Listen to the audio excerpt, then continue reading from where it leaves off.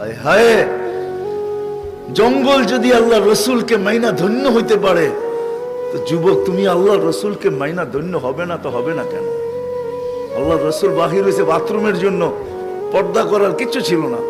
বলছে জাবের, ওই জঙ্গলগুলা ছোট ছোট দূরে দেখা যায়, ওদেরকে বলো না যায় যে আল্লাহ রসুলের জন্য পর্দা করতে। জাবের চিৎকার দিছে, ও ছোট ছোট জঙ্গল, আল্লাহ রসুলের জন্য পর্দা করো, কার আগে কে আসবে?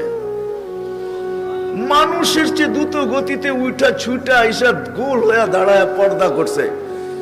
আল্লাহ রসুল বাহির হয়ে আসছে, বলছে জাবের নিজ নিজ জায়গায় যেতে যাও, চলে যেতে বলো।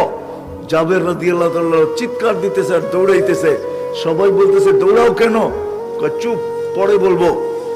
যা বলছে চলে যাও তোমাদের জায়গায়। সবাই মানুষের মতো ছুটে যায়, নিজের জায়গায় বসা গেছে। জাবের জানি কি দেখা ফিরে আসছে, বলছে জাবের কি দেখলা? বলে আমি দেখতে চাইছিলাম ওইখানে আছে কি, ওয়াল্লাহি মা ওয়াজাদতু ইল্লা রায়হা, সুঘ্রাণ ছাড়া কিচ্ছু ছিল না। হায় হায় হায় হায় হায়, এগুলো কোনো কাহিনী না। মজা মরা খেজুর গাছ, চারজন ক্ষুধার্ত, 4 জনই কাতর। নিজেরটা তো মাইনা নিতে পারতেন, কিন্তু আবু বকর, ওমর ও আলী ক্ষুধার্ত, মাইনা নাই কি করা? বলছে এই খেজুর গাছকে যে বলো তা কাঁচা পাকা খেজুর দিতে।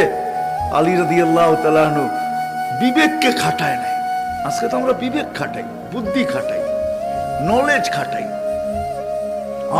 আলী রাদিয়াল্লাহু তাআলা বলছে ও খেজুর গাছ, আল্লাহর রাসূল বলছে কাঁচা পাকা খেজুর দে, সিজনও না, আবার সবকিছু শুকানো, ও টপ টপ টপ টপ কাঁচা পাকা খেজুর দেওয়া শুরু করছে। পুরা রুমাল বয়ে গেছে।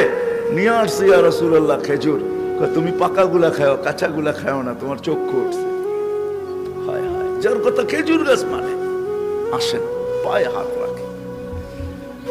আল্লাহ